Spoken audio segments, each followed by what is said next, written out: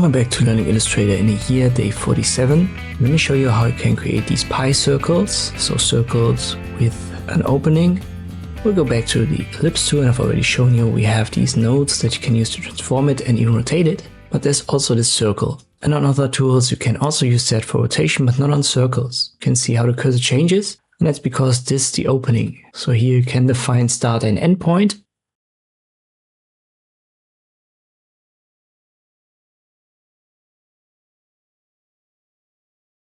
You can even go beyond 360 and then it will be inverted, but usually you want to stay inside. If you want to close it, just double click on one of these circles, so start and end point.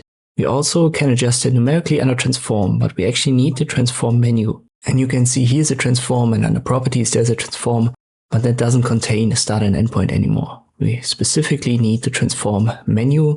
So go to window, click on transform. And here's the first value, the opening, the pie start point. And the second one here is the end. So you can actually define that very specifically using this menu. It's officially called pie end and pie start angle.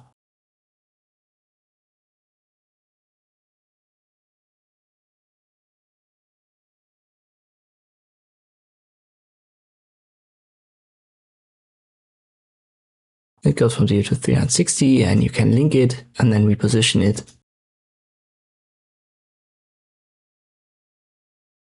The option below is for inverting.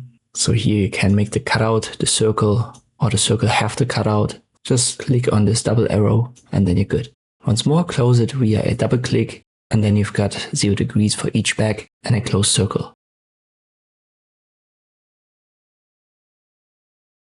Once more, go to Window, click on Transform. It's, as far as I know, the only way to achieve that in the newest Illustrator version. Hope this video was helpful, thank you for watching, and I'll see you next time.